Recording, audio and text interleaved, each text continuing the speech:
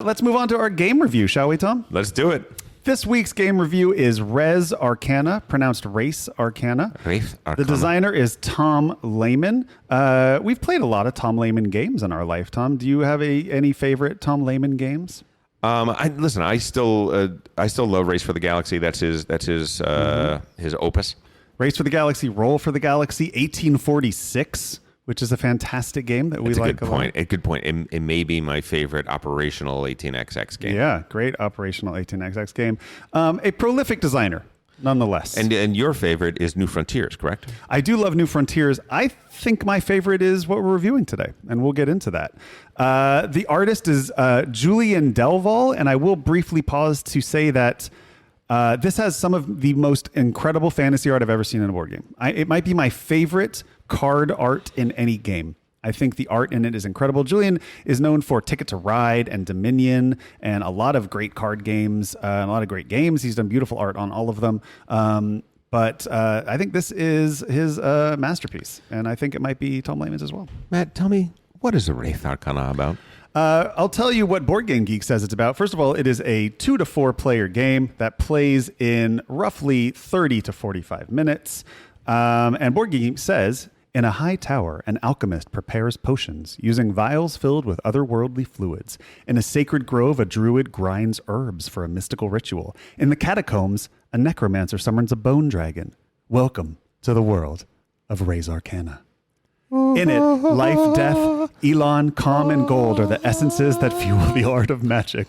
Choose your mage, gather essences, craft unique artifacts, and use them to summon dragons, conquer places of power, and achieve victory. Designed by Tom Lehman and richly illustrated by Julian Delval, Res Arcana offers a unique gaming experience.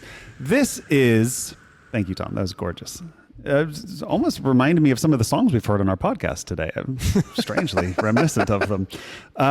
Res Arcana is a lemons into lemonade game. And what does that mean? Well, Terraforming Mars, Race for the Galaxy, these are games where you're given a whole bunch of junk and asked to make an engine out of it, and an engine that goes faster than your opponents. It does it, I think, as well as any I've ever played. And I'm slightly biased because I love that experience. I absolutely love the feeling of being handed a whole bunch of junk and being tasked with figuring out how to put it together and make it go faster and better than anybody else's and win the game. Now, the game, I would imagine, is pronounced Res Arcana, but if you watch a video where the designer talks about it, he says Res Arcana over and over again. And I think there's a reason for that. And I think it's because he's slightly homaging Race for the Galaxy and putting this in that world a little bit. Okay. And also letting you know that this is a race game. Race for the Galaxy is, as the title would imagine, it is a race game. You are racing to have a certain amount of points before anybody else. That is the whole game. Correct. This is the same thing. But I think it takes it and cleans it up, makes it faster, and I think it's much more strategic than Race. I think Race is almost a purely tactical game. The amount of cards in the game are so overwhelming that there's no way of knowing what you might get or what you might have. Res Arcana takes that and adds in a deck building element. So let's briefly talk about the game. Let me just give you a basics of the game. Okay. First to 10 points ends the game. Doesn't win the game, ends the game. When somebody gets to 10 points at the end of the round, you check for victory. If somebody has 10 points, they win. If multiple people have 10 points, whoever has the most points wins the game. So, in case of a tie? And in case of a tie, it comes down to who has the most gold and then the most resources after that, I believe. Resources in the game are called essences. There are 4 main resources in the game. Life, death, Elan, and calm. Yes. Elan would just be water. Sure. And calm is water. Elan is red, right? Fire. That's right. And the fifth resource, gold, which is worth more than the others, so basically 2 to 1, is gold. Right. So on your turn, you are going to be playing cards. And this is a drafting and deck building game. And to me, the preparation to play the game is as enjoyable as the game itself. So there is a beginner's version of the game, which I do not recommend. The beginner's version of the game, or even sort of the basic version of the game, is just get a hand of 8 cards, do your best with them. I don't enjoy that. To me, that is... that's how I would play with people who don't play games very often. And I think it's a fine game. It's okay, let's just do the best with what we have. But the odds are somebody's just going to have won the game before the game starts because you could just get a great combo or you could get a crappy combo and now you can't win. Same reason I would never in a million years play Terraforming Mars without drafting. It's not a game. Sure. I actually think it's a bad game. And I think this is potentially an unenjoyable game to me without the drafting element. We would say the same thing about, the greatest game of our lifetime, Agricola. You also would need to draft in order to play that game properly. Correct. That's correct. So the version of the game that I will only play for Ray's Arcana is the one where everybody gets 4 cards. You pick one, draft to the left until you have 4 cards in your hand. Then you draw. Then everybody gets another hand of 4 cards, and you draft to the right until you have a hand of 8 cards. At the beginning of the game, you will have those 8 cards, and you will have 2 mages, so which is sort of your character. You're going to be given 2. You're going to pick one of those, and then draft a deck of 8 cards. That is going to be your starting position. Then that's your whole deck. You're going to have 8 cards in your deck for the whole game. And that's it. You're going to shuffle up that. You're going to draw 3, and every round you're going to add 1. And that's it. There are not many cards in this game. That's it. That's your 8 cards. Do your best to build an engine out of that.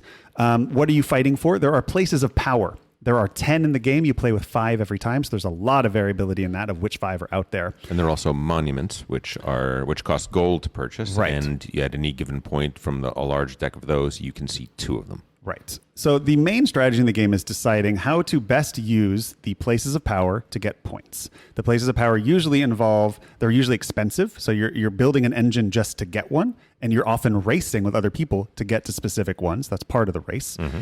Then getting those and then racing to load it up with points. So almost all places of power involve putting things on them to get more points. So put something on this, now it's worth 1 point. Next turn I put something on it, now it's worth 2 points, and on and on. So you're racing, try to get to 10 points. The other route is going the alchemical route, which is finding an engine for gold and buying the artifacts. No, they're not called artifacts. Monuments? Monuments, yeah. Buying the monuments, which can range between 1 and 3 points. And that's usually the ticking clock. You usually have half the players going monuments, half the players going place of power, or at least you need always one player going monuments, I think, because that sets the clock. The monuments are, okay, I can pretty much make sure that I'm getting 1 to 3 points every round. Everybody else now is on a clock. A five round game. Yeah, well, it's unlimited rounds. If it's 1 to 3 is what I'm saying. Right. Usually the average rounds in this game is somewhere between 4 and 7. I'd say 7 is very long, 4 is short. They're usually 5 or 6 rounds long. Yeah. And what's fun about this game is almost every game I've played, everybody's within a turn of winning at all times, towards the end of the game. So like if the game ends on 5, most people are getting to 10 around that. And then it really is a race element of, most of the games I played end with not 10 points, but 15, 14, 13 points. Most people are crossing that 10-point threshold on the same round and fighting to see who can eke out the most points. When their engine has exploded and now they're Right. not going to get that 1 point to make it to 10. They're going to get the 4 points to make it to 14. Exactly. 13. Yeah. And there's a lot of fun, a lot of really cool combos you can put together to start getting those. And it really feels like Terraforming Mars in terms of like at the beginning of Terraforming Mars, the first like 5-6 rounds of that game, you feel like, oh man, how am I ever going to build an engine that does anything? It's so slow. And then at some point you realize like, oh, I'm generating a ton of stuff here every round. I can do a lot. Okay, now how do I maximize this engine? I think Raze has a similar feel where the first few rounds, it's like very slow. You're collecting things. Oh man, it's going to take me forever to get this place of power. And then if you've done it correctly, there's a point where you can sort of explode and go from 5 points to 10 in one round. And I love that experience. I find that really fun. It's not a heavy game. I'd say it's a strong medium game. I think the beginner version of this game, where you're not drafting, is very easy to teach, and I would play with almost anybody. The version where you're drafting and stuff, you really need a Euro-minded gamer to enjoy it. I might call it light medium. I don't think there's anything in there that you can't teach. There's nothing you couldn't teach in this game to an 8-year-old. Yeah, the drafting. I mean, sure. After a certain amount of plays, you could learn. That's a nice thing about the game is there's not that many cards in the game. There's a small amount of cards. There's a small amount of places of power. You can sort of learn everything. It's almost like if you, to me, it feels like you took Race for the Galaxy and just went, how do I make this really strategic? Mm-hmm. And how do I make it so that, you can be prepared for anything? And that's what I like about this game is like, I pretty much know all the options. And especially in a 2-player game, I've seen every card that's in the game. I've seen the cards I'm handing you. I've seen the cards I'm taking myself. I have perfect information. The only information I don't have is what's coming off the Monument deck and what you're going to get. But the Monument deck, I always know it's between 1 and 3. So I always have to sort of work towards the worst case scenario and build off that.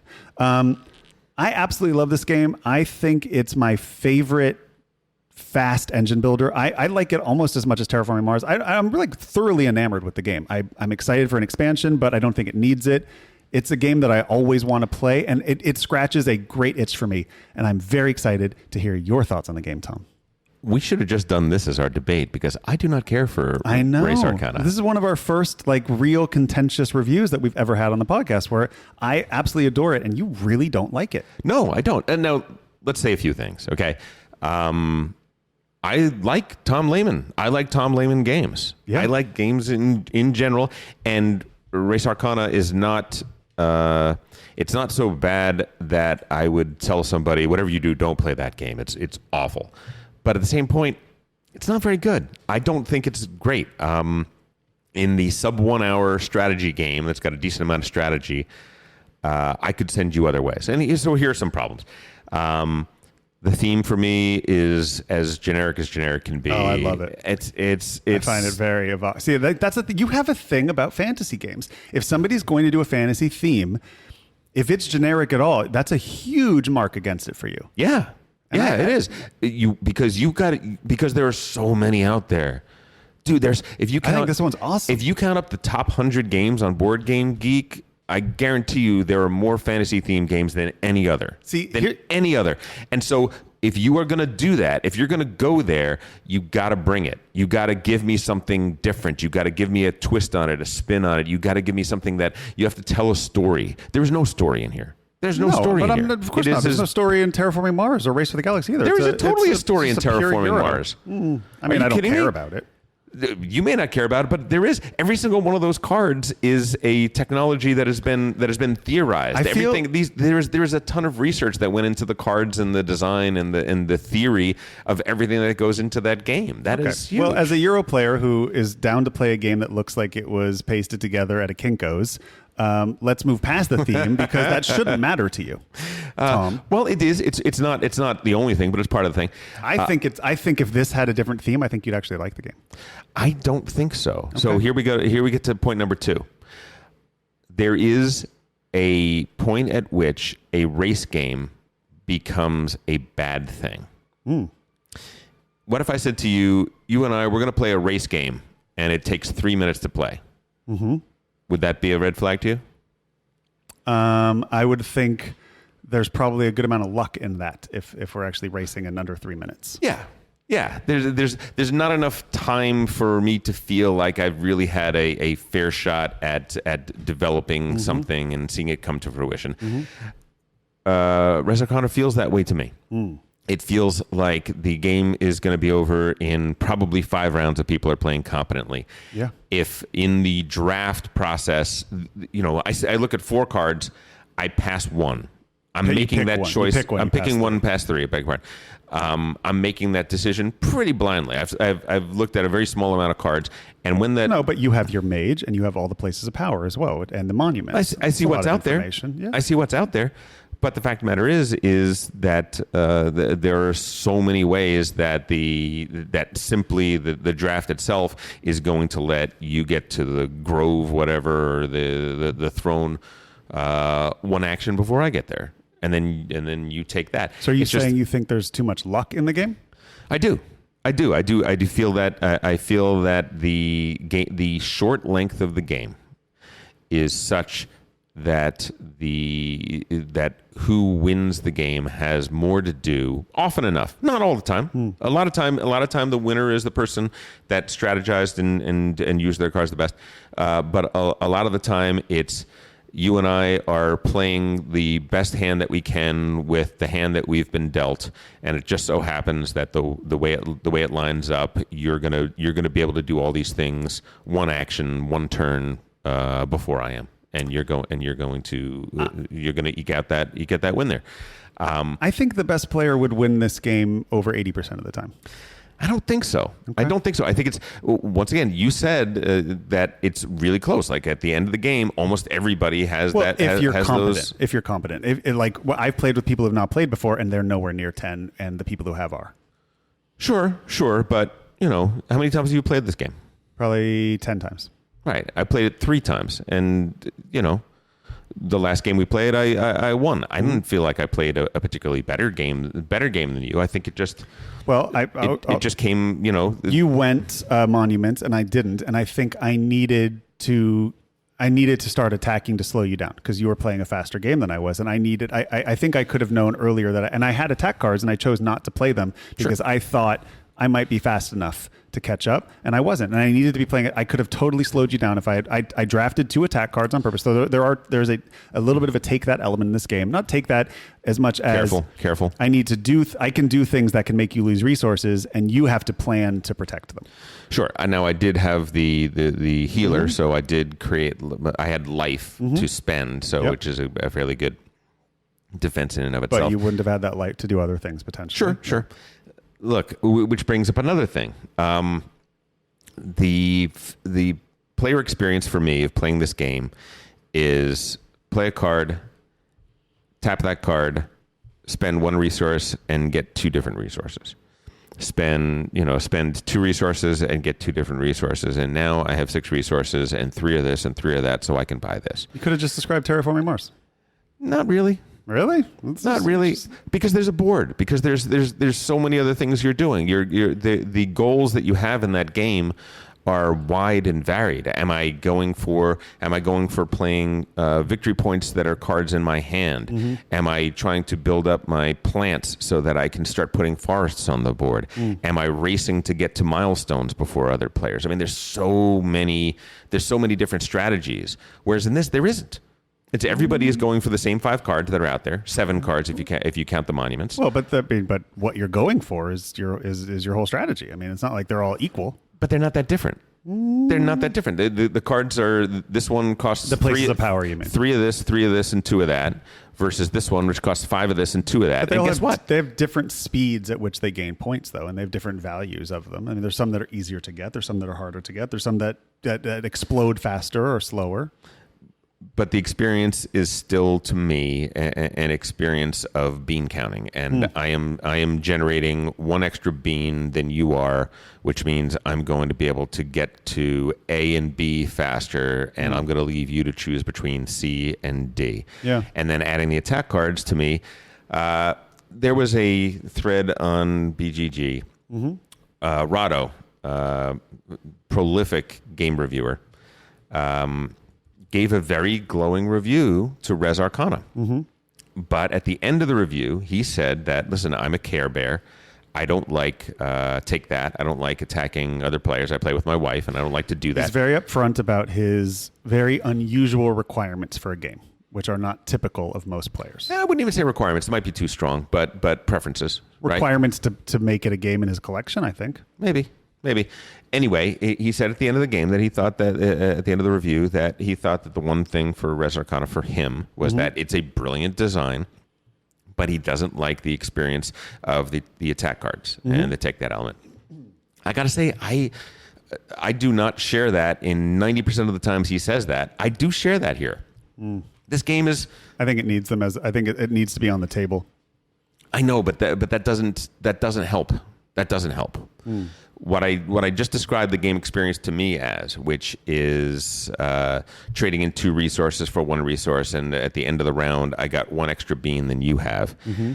To then put attack card into the game, where this game is only going 5 rounds. 5 rounds, this game is over, and all you're doing by playing that attack card, you're spending a lot of resources to put it out there, but what you're doing is you're taking 2 beans away from me. You're adding more rounds to the game. Listen, I'm not saying that I don't get the strategy of it. All I'm saying is that the play experience of a race in which you're eking out these tiny incremental gains to be able to get up enough of an engine to buy the things that are expensive. And then people are playing these cards that are costing resources. And by the way, costing resources to defend as well as to even whether you're successfully attacked or not, it's usually costing you resources to do that. It's just it is one of these games that I don't really enjoy the play of it. Really? So to me, I think he's responding to a criticism from Race for the Galaxy, which I shared, which is that to me, it's a completely multiplayer solitaire game. And at some point, somebody raises their hand and goes, bingo, everybody look at my board. I won. Oh, okay, game's over. And to me, that's sort of experience of race. I enjoy race. I think it's a fun game, but I think there's literally no player interaction. I think it's just one person at some point raises their hand and goes, "Hey, if you, I just won right here. So game's over."